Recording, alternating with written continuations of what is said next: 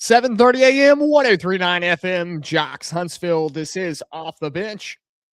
Walker, I do have an echo in my ear. Can you fix that real quick? I think yeah, we're still going to have that echo here. Okay. So we saw a heck of a game last night. Alabama, Oklahoma. There we go. We're good, Walker. Alabama, Oklahoma. It didn't exactly come down to the wire, but we saw a historic comeback within the college football playoff. DeBoer has his first true road victory for Alabama. And it was a phenomenal game in all facets. We saw Xavier Brown really turn the tide last night for Alabama in that game with the 50-yard interception right before the half. To take that to a 17-7 game, and it completely turned around the game for Alabama. I think on the other side, Oklahoma had issues in a lot of places on offense, but Alabama in the second half put up the defense, turned it on. I mean, you take the back-to-back sacks in the third quarter. Keeley and the other gentleman, I can't think of his name right now, but those back-to-back sacks really flipped it. And you're talking about being down 17-0, a historic comeback. Yeah. I tell you what, last night we were sitting at Memaw's house here in Paducah, Kentucky, watching that game and thought we looked at one another and said, man, tomorrow's show is going to be tough. But it's a totally different show this morning now that Bama won and Rose Bowl bound, baby. Hey, Rose Bowl bound, and you're right. We're sitting here on the banks of the Ohio River. And, it was one historic comeback for Alabama on a show that, we thought this morning was going to go completely different looking at that first quarter as Alabama just could not get anything going. We saw the mishaps that had happened in previous weeks, and it looked like it was going to continue on. The running game early wasn't picking up. Ty Simpson was having issues throwing the ball, overthrowing his receivers.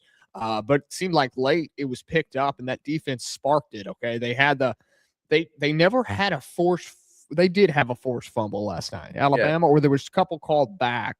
One later in the game that was weird because it was called on the field a fumble, and I think we missed how it was actually called reversed or however it may have been.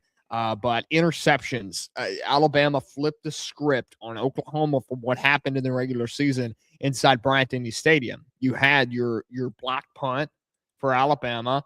You also had your 3 interceptions that Oklahoma had in the game in Tuscaloosa. So completely flipped script.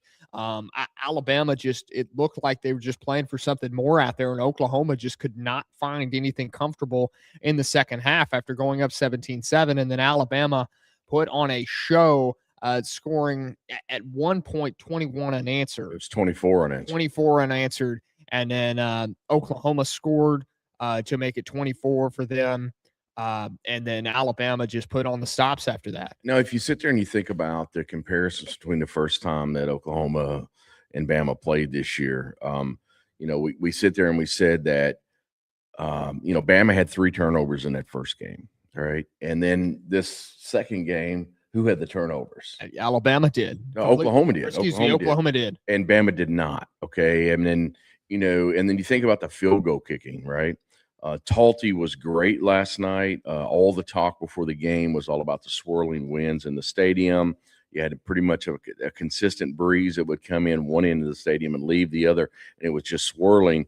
And then Oklahoma's got like the number 1 kicker in the country, and there was 3 key kicking mistakes last night. One, the block punt that really, really opened it up for Bama in the second quarter, and then the 2 missed field goals. And, you feel for the kid who's set all these records this year at Oklahoma in kicking, but, he missed one right to the left that went right over the top of the goalpost. It was obviously to the left.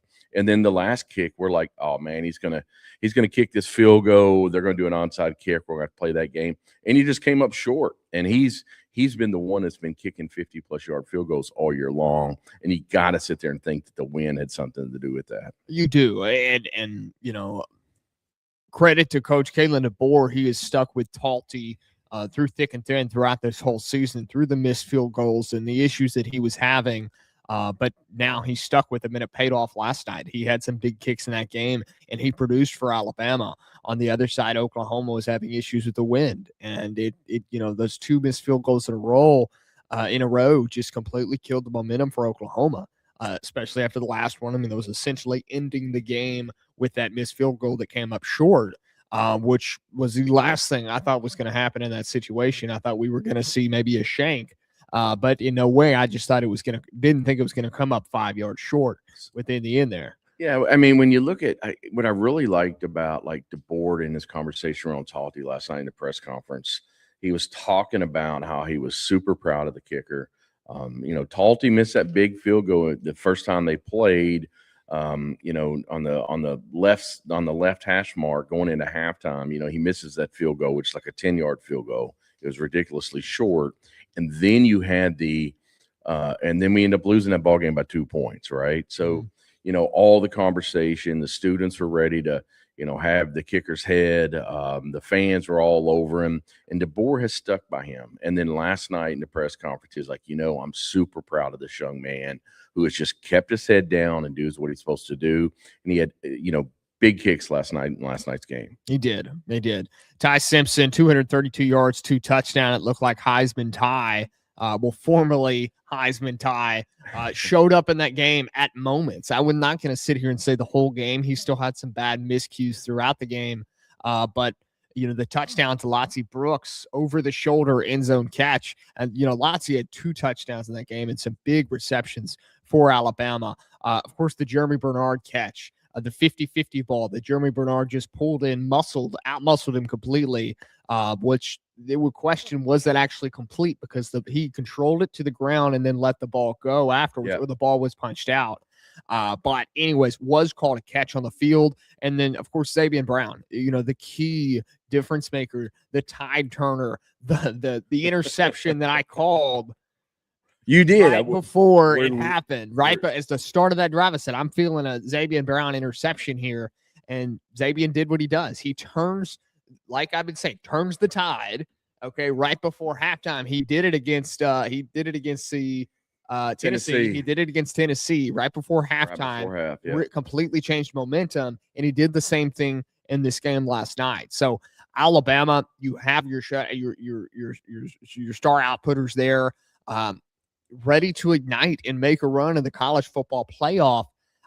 You know me, most people have seen my bracket for this. I picked Alabama to go to the national championship. And I think there's a lot of people that, I'm just going to say it. There's Bama haters out there. We are an Alabama-based YouTube radio show, and the Bama haters are going to hate, all right? But that's okay. We get to go to Rose Bowl. We get to enjoy California. And you look at that, what they've done. I'm going to go back to the Brooks catch, okay? That freshman last night had 2 touchdowns, big touchdowns that he hadn't scored a touchdown all year long. And in the biggest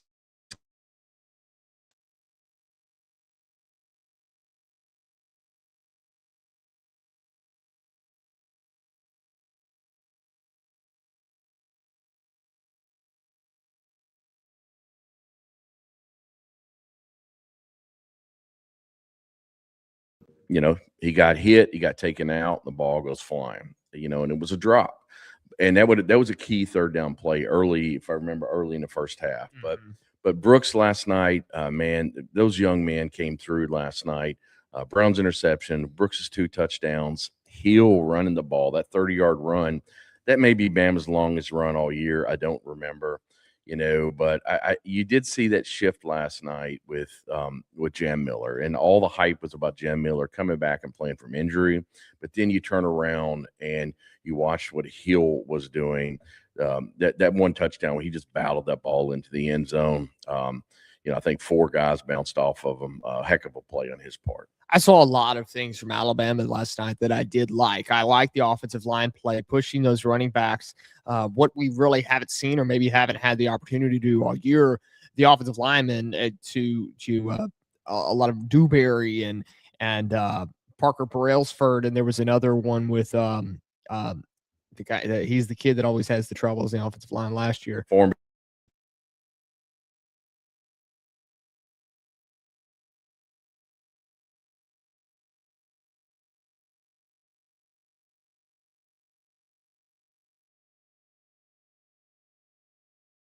after that. But it was Brassfield. I'm going blank, man. It's one of those mornings. But he literally threw him 4 and he got him another 4 yards off that run. And I said, if that's what we have to do to get positive running, hey, there we go. And we didn't have another -3 running yards like we did against the Georgia game in the SEC championship. Yeah. Guys, I know we're having some issues, especially on the radio side. We keep losing connection. We're going to try to keep up with that, make sure we are good and keep going on this side. We're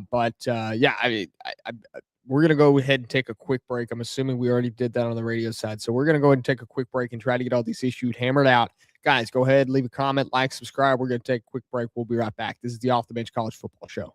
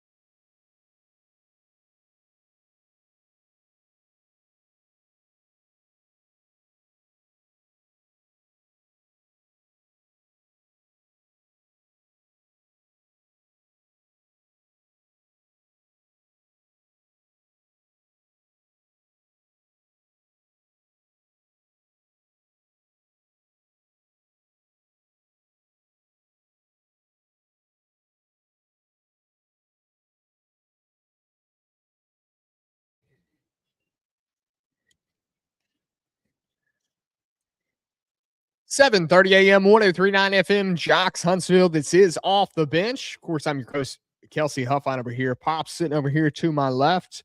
Richie, he'll be on in the second hour, joining us over the phone lines to talk, of course, the reaction to last night's game, and, of course, the college football playoff games coming up today. We're going to lead you all the way up to 11 o'clock, kickoff between Miami and Texas A&M, and it is a fun day of football. 3 playoff games happening today. Really to last you, well, really, till you go to sleep tonight. Till you shut those eyes, you're going to have football on all day. The main thing, the last thing we're going to hit on for this Alabama-Oklahoma game, the reaction to this is just, huge victory for Alabama, moving on to the Rose Bowl in a spot where a lot of people didn't even think they should be in the playoff. Now they have a playoff victory. The game balls for last night, I would have to give this to Xavier Brown as well as Latzia Brooks. Yeah, Brooks and Brown, I mean, they're difference makers in the game last night. The timeliness of Brown's interception, and I really hadn't really thought about, the way that the one happened in Tennessee, and then look at last night. Yeah. It was just, I mean, going into the end of the first half. I mean, both of the interceptions were done then, right? And then Brooks, man, Brooks's catches were key. That over-the-shoulder catch, and it was a great throw by Ty Simpson. When he threw that ball, I said, man, there's the Heisman Simpson we've been looking for, over the last month or so. And then, Brooks had a couple of other catches, and you got to look at Hill as well. If you want to give game balls to folks, man, that young man was running hard last night. Like I said in the last segment, Jam just didn't see he was back for the game, but just didn't feel it. And then Hill came in and gave him a little spark in the running game. We've got to remember, too, is Jam's still wearing that brace that was specially made for him to try to avoid another injury. So he's probably not as loose as we all thought Jam Miller when he was returning what he could be. Right. And he might not be 100% there for it. Maybe not feeling 100% yet, but he wanted to push his way back for this game.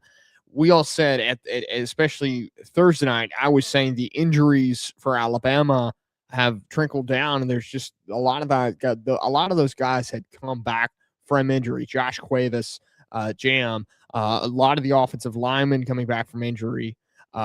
Justin Jefferson, LT Overton still out, but a lot of these difference makers, especially on offense, coming back into play for Alabama with Cuevas and Jam. Cuevas, between the lines, just third down catches, second down catches to make it third and short.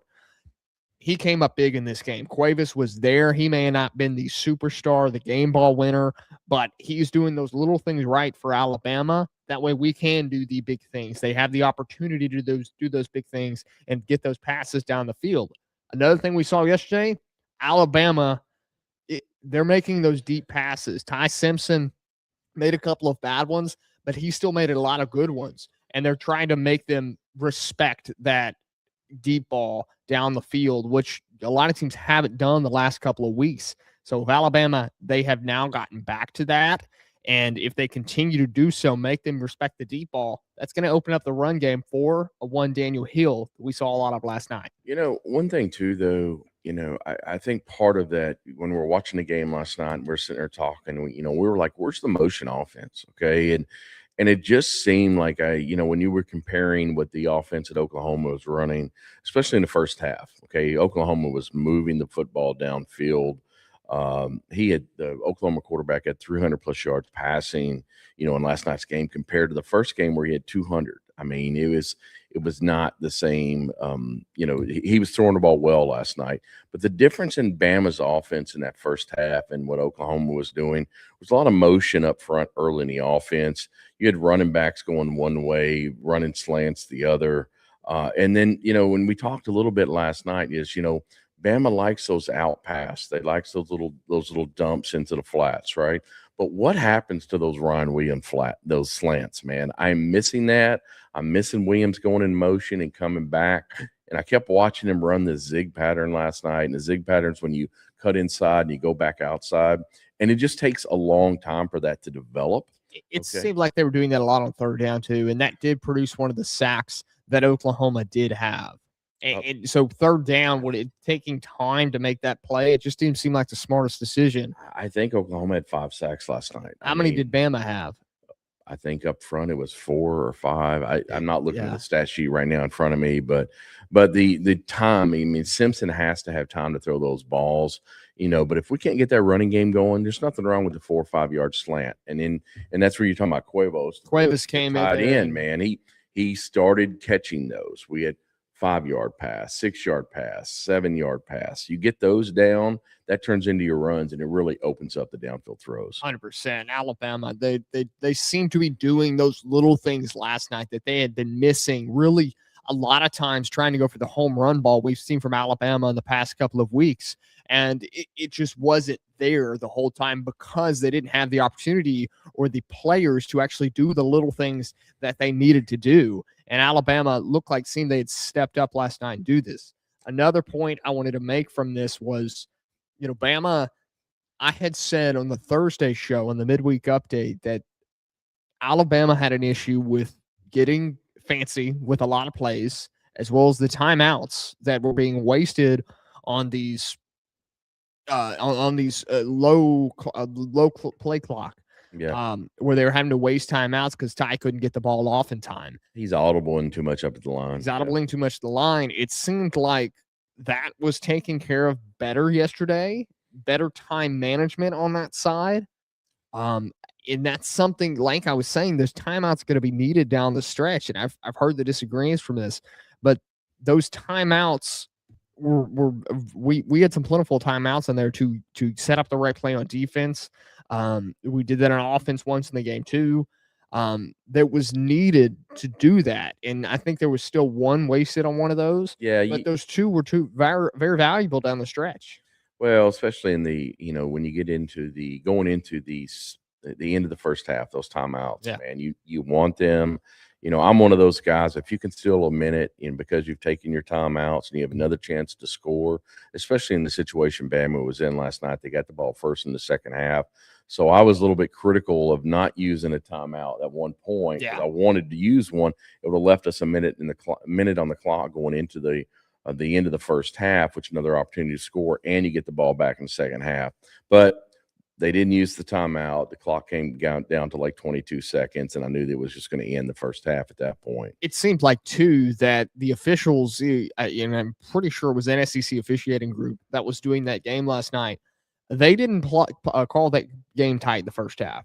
No. Come to the second half, it seemed like they called it a lot tighter. There was and I never liked to point at officials in anything, but right. There was one last night that was such an obvious pass interference call. It was on Bernard. Bernard did a little curl route. It would have been a first down. And old boy just grabbed his jersey. Yeah. Okay. And of course, DeBoer's right there on the sideline. He's all over him. And I love that passion that you're getting out of DeBoer. But the officiating last night, especially in the first half, a little loose. Second half definitely tightened up. And it worked out both ways. I'm still kind of curious because I just have not seen that replay on that one non-fumble that Oklahoma had. It was called a fumble on the field. I guess it was that obvious, but we were caught up in the game last night, watching the game at Mema's house, and I guess we just didn't see it on the TV. Something like that. Guys, we got a heck of a day of football coming up. Of course, Texas A&M, Miami, Tulane, Ole Miss, and of course, the last game I'm going to go blank on. Pops, help me out here.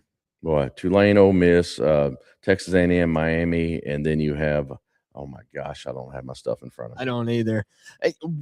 An amazing day of games. Oregon and James Madison's the other game. An amazing day of games coming up here, of course. The Miami and Texas A&M game, how did that get put at 11 o'clock?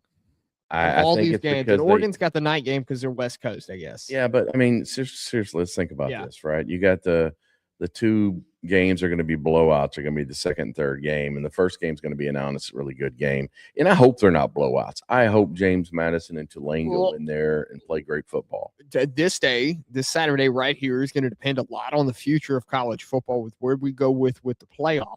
Okay, do we say to heck with the litigation of not letting these two group of 16 in, or as Nick Saban would say, the AAA football teams, um, do they get cut out of the playoff in the future and you move to this straight up 12 team that I've been pushing for? And it looks like around the country, they're moving in that direction of just the straight 12 best teams or 16 best teams, whatever it is. Maybe we could see that if we see two blowouts today in the two group of 6 games, Well, or do we, if it's a close game, maybe it puts us in another direction with the playoff. what was the game yesterday, day before yesterday, whenever it was two conference champions. One was 10-3, one Kennesaw was State and Western Western Michigan. Michigan. Okay. That was a complete blowout. And the only reason I'm bringing up this game is those were two conference champions. Okay. If they would have been ranked and ranked high enough, guess what? One of those teams would have replaced Tulane or James Madison. And you've got to fix that. Okay. You don't want the AAA guys playing in the World Series, right? You want a team that can handle and play at the top tier college football. And I just fear that today you're going to see Tulane get exposed. You're going to see James Madison get exposed, and they're playing two very good football teams in Ole Miss and Oregon. Well, and to that point, I mean, I think Tulane is actually a very good football team, and I think they need really what Tulane needs is to jump a conference. They need to. The American Conference is the best group of 6 conference out there, but with the situation they're in, they just got $100,000 check from John Summerall, or excuse me, it wasn't $100,000 check. I bet It was a very large sum of money from John Summerall to Tulane to donate to the fund, the NIL fund over there. John Summerall leaving for Florida, still taking care of his guys down there as he still is the coach of Tulane. So, Tulane, to their point, they're not necessarily a AAA team, but they're on that fringe that could make the jump. I think James Madison's in a completely different situation. 7:30 a.m., 103.9 FM, Jocks, Huntsville. This is the Off the Bench College Football Show. We're going to take a quick break. We'll be right back.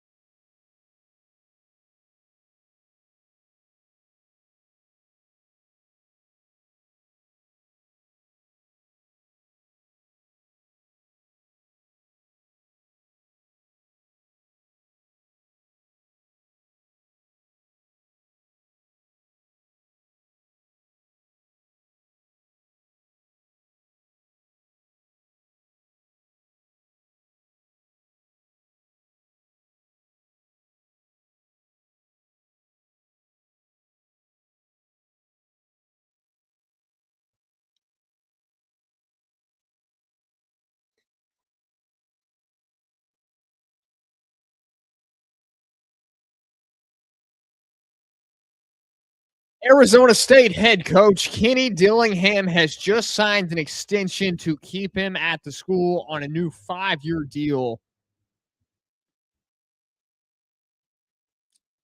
Excuse me, it's not a 5-year deal. He signed that a year ago, but he did sign an extension today to stay at the school.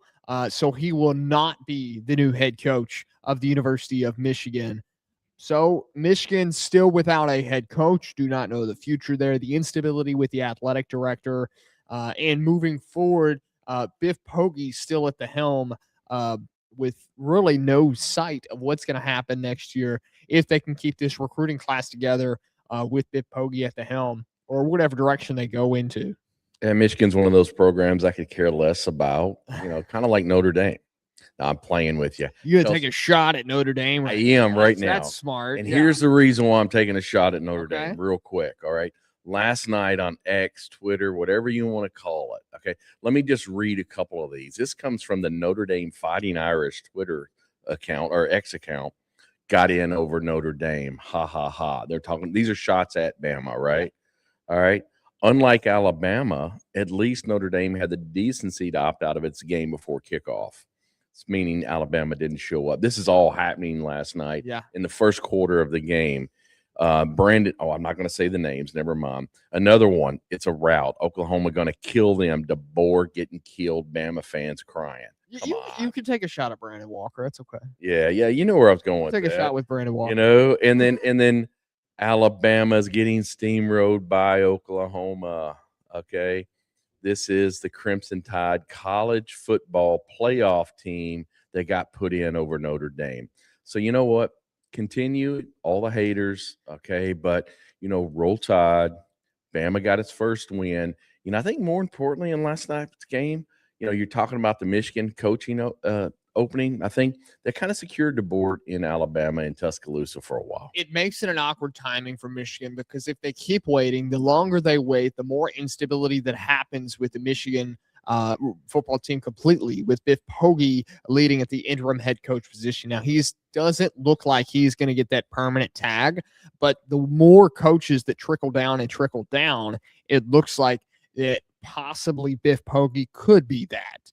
Now, I keep floating the name Eli Drinkwitz out there because he signed the extension before Sharon Moore was fired. At Missouri. Yeah. Missouri. So theoretically it could happen, but there's not a lot of push for it right now.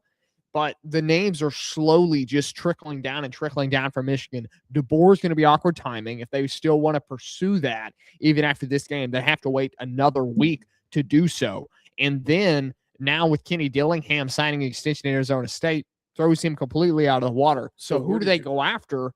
Or just another name here. Yeah. Kyle Whittingham has said he is not retiring. He is entering the quote transfer portal. Does Whittingham step over and say, okay, I'll take the job at Michigan? Yeah. But Michigan has to get their coach like next couple of weeks. The recruiting class that they have, the existing players that they have. Okay. It's transfer portal season. It's going to happen. These guys, when you lose your coach, the players can hit the transfer portal. But what I kind of wonder, I'd love to have seen the conversations that took place last night because I could have swore I read where Ty Dillingham had inked a deal with Michigan, and I'm like, okay, this conversation's over. And now we're getting the news that he has signed an extension with his current team. I just it's amazing what goes on in the background. You'd like to be a fly on the wall to know what the real story is. But, the winner in all of this, the winner in all of this coaching carousel is the agents, the one super agent. Jimmy Sexton. Yeah, man, he's the winner in all of this. He's getting a percentage of every deal that's done. He does. So, now that, the written off Bama has now won and they are going to pursue the Rose Bowl next week against Indiana, we have to look towards the other games today that are going to be flying high for what is going to be happening next week. The biggest game to me that has the biggest implications is Texas A&M and Miami, which we are leading you all the way up to just kickoff here in just under an hour and a half here till that kickoff. This is a game where I have seen and I have put my eggs in the basket for Texas A&M to win. mostly, I think it's a good young team. They have the opportunity that I see to go make a run in this playoff. I don't see that in Miami. I've seen Carson Beck at his low. I've seen him throw enough picks in one game to be for the whole season.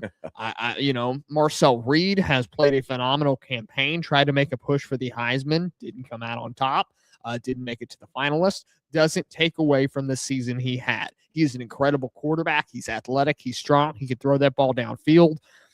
I think in this game, Texas A&M, they're going to rely on what Marcel Reed can do athletically at quarterback, and their defense is going to step up in this one against Miami. Texas A&M, the best team that money can buy in the current NIL piece. But you look at what that quarterback does with Marcel Reed.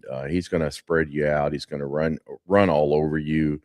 He's quick. He's fast. And then you get to turn around and the defense that they have. But when you talk about Carson Beck, man, that young man, he's not necessarily young anymore. Whatever year he is in his college football, he's kind of like Pavia, who seemed to be in his 10th year of football. But he always seems to come up big at times, okay?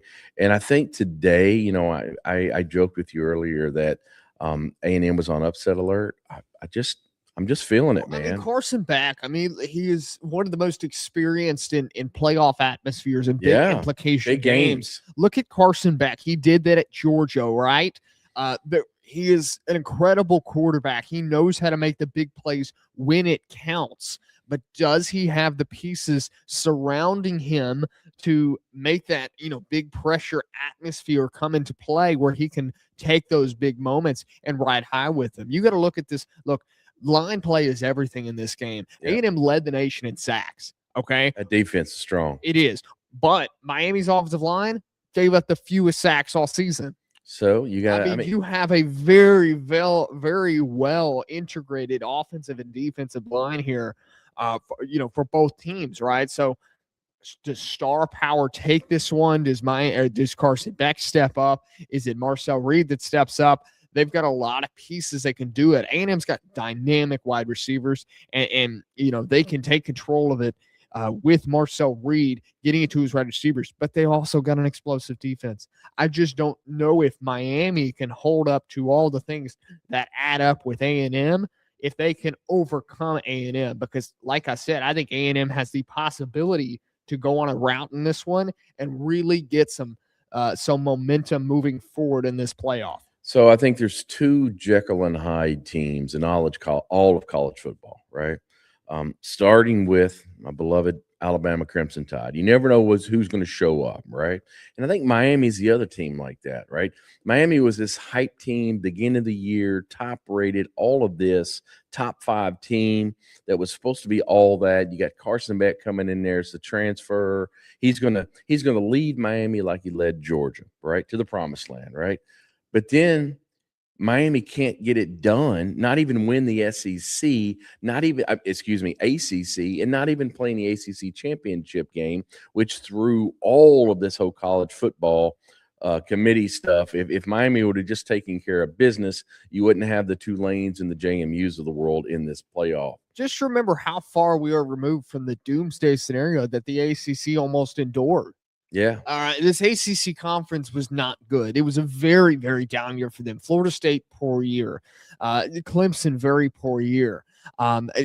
These teams that were used to stepping up in the ACC just were not there. Miami was the outlier, but they couldn't get it into the conference championship. Them and Georgia Tech just didn't have they were both missing a piece to make both these teams, not even elite, but just over the line of play, basically. We just didn't have that from either of those two teams. Well, I just sit there and think about how, Miami's 10-2, right? Yeah. And they couldn't win the ACC. How in the heck does that happen? I still, to my mind, can't fathom that. In the ACC championship game that we got between Virginia and Duke, but it is what it is. It's what conference records get you. It also talks about a little bit about the schedule that Miami played. Miami beat Notre Dame in a head-to-head. So let me talk some smack against Notre Dame again, and that's how they got into the playoff over Notre Dame, right? Just remember, Elko, where was he at before A&M? Yeah. He was at Duke. Yeah. Okay. He's had experience versus a Miami team. Now, very different Miami team. Okay. Mario Cristobal, he's really entrenched here at Miami now. You also have Beck there now, which Beck was not there this time last year. So, Elko knows how to play SEC opponents. He did it at Duke. He did it very successfully at Duke.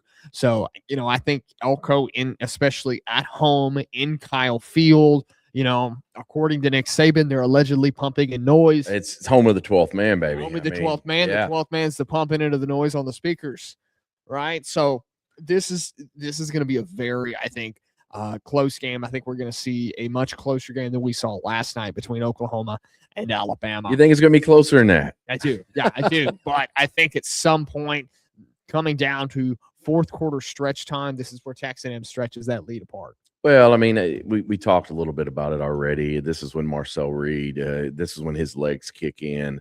If he can't get a throw down the field, he's going to spread them out, twins left, twins right. He's going to run right up the middle. And then also that Texas defense, if Carson Beck hasn't been rocked already, he's going to get rocked a little bit today. He's going to get sacked. It will happen. But I still feel that Carson Beck has been on the stage before. He's been in these big games. And you got Marcel Reed, not necessarily as much. But Beck I think he finds a way to get it done. And I know we'll do a little pick'ems later, but I tell you what, I do think that even though A&M is at home of the 12th man, you got all of those cadets, you got cannons going off, it's loud.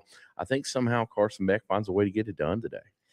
Like Pop said, pick'ems, we're going to have it. And, of course, the 1050, last segment of the program here. You can go to our Facebook post, look at our posts this week. You can see where we posted pick'ems and leave us a comment. Let us know who you think are going to win these 3 games today. Yeah, leave us a comment. I'm not seeing any comments, people. Comment on YouTube, like, subscribe, all that good stuff. Turn on that notification bell. So we are going to take a quick break here, and I'll be right back. This is the Off the Bench College Football Show.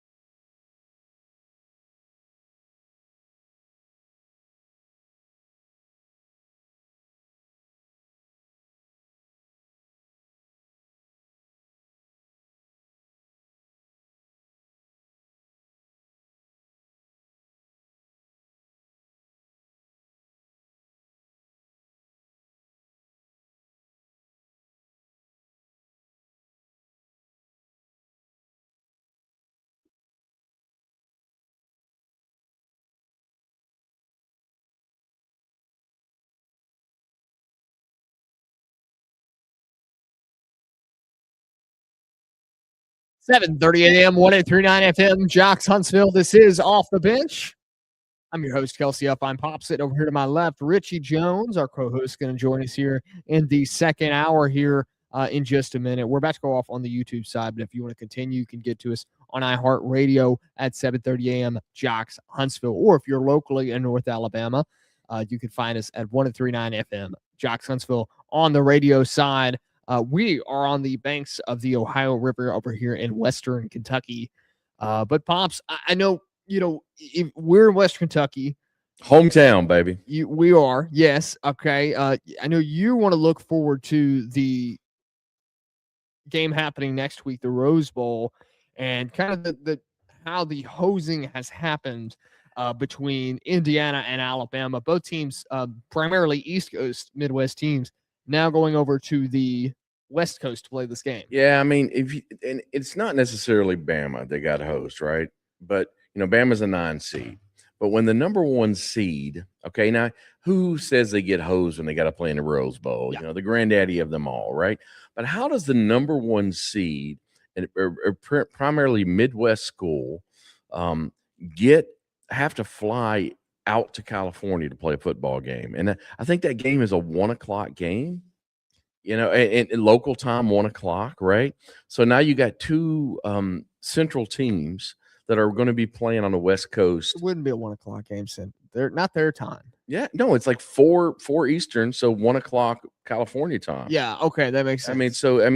But I'm just saying, you look at the matchup, love the matchup.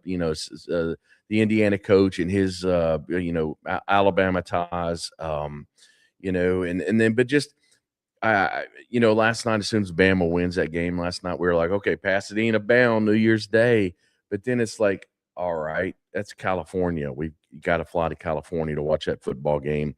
And I guarantee you there were a ton of planes and flights scheduled from Nashville, from Birmingham, Atlanta, all around the South, all about getting Alabama fans to that game next week. And the crazy part about that is here you got Indiana, the number 1 seed, okay?